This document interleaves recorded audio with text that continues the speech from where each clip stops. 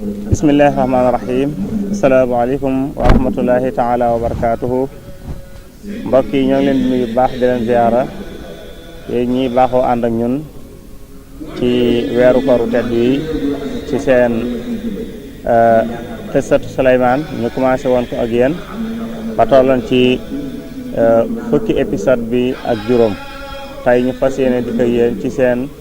fukki épisode ak juróom benn ba tey nekkoon ak yéen ci faatuk yonent yàlla Souleyman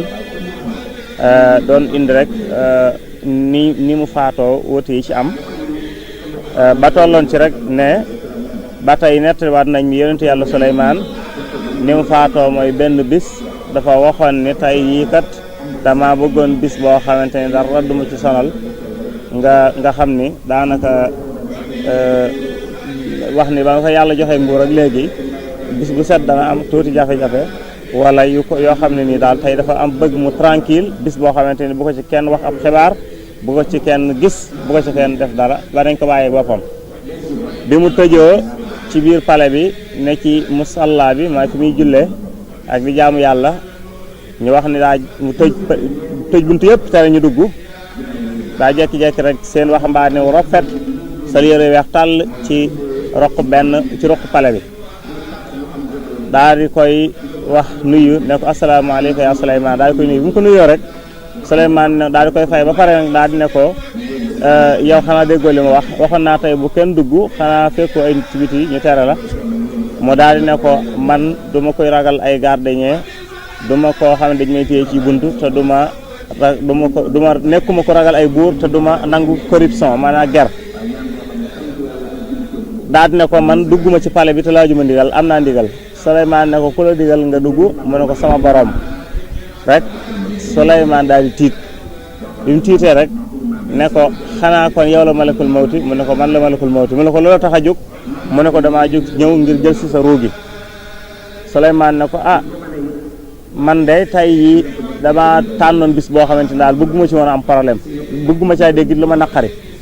ba ma commencé woon ko nga ñëw ne danga si yàlla mal yebal pour nga jël sama ruux mu ne ko yow Souleyman dangaa bëgg bis boo xam ne daal dara du la ci sonal doo ci dégg loo naqari doo ci son doo ci def dara mu ne ko waaw mu ne ko malakul mawti ko bis boobu yàlla bindalu ko ci àdduna kon nag nangul ab dogalam te gërëm loolu li mu def Souleyman daal di ne ko kon bismillah defal li la yàlla digal daal di sukkandiku ci yat wi malakul mawti daal di ñëw daal di nocc ruug yi fekk boobu mi ngi sukkandiku ci yat wi daal di dem bu mu demee comme que Souleyman nit ñi mi ngi doon liggéeyee jinne yee sayaatiin yi ak nit ñi ñuy liggéey guddeeg bëccëg waxtu yëpp ñu ko daan liggéey te kenn ñemewut a toog sax dallu ndax dañuy jàpp ne kon Souleyman bu génne dana leen mbugal ndax ñemewuñu ko woon noonu ñu jekki-jekki rek benn seytaane wax ci moroomam yi ne ko bu fekkee ñeme ngaa dugg ndax mihrab bi maa ci biir pare da daan am buntu ginnaaw ak bu kanam mu ne ko est-ce que ñeme ngaa duggee ci buntu kanam bi génn ci buntu ginnaaw bi mu ne ko waaw mu ne ko defal bi mu ko defee daal di ñëw romb Souleyman daal di ko yërndu te Souleyman kenn daawu ko yërndu te biir foofu mu daan nekk rek benn seytaane yi bu ñu ko masaani sàcc di ko yërndu dañuy lakk tey bi ko benn defee mu daal ñëw ba ci wetu Souleyman déggul benn kàddu te daan na dégg muy wax ay kàddu di jaamu yàlla déggul kàddu mu rombaat ku ñëwaat ba ci kanamam lakkut mu daal di siggi xool ko fekk Souleyman daal di faatu daal di daanu mu daal di daw woote ji ci bis daal di ne Souleyman faatu na bi ñëwee ba génne ko ñoom ñu daal di xool jël yat wi xool suuf si am lekk ko am lu mu ci lekk diggante boobu ci lañ xool xisaab ba xam ni Souleyman ndake faatu na ba mu faatoo léegi toll na ci at comme que mu faatoo léegi toll na ci at nag ñoom ñu daal di jaaxle lool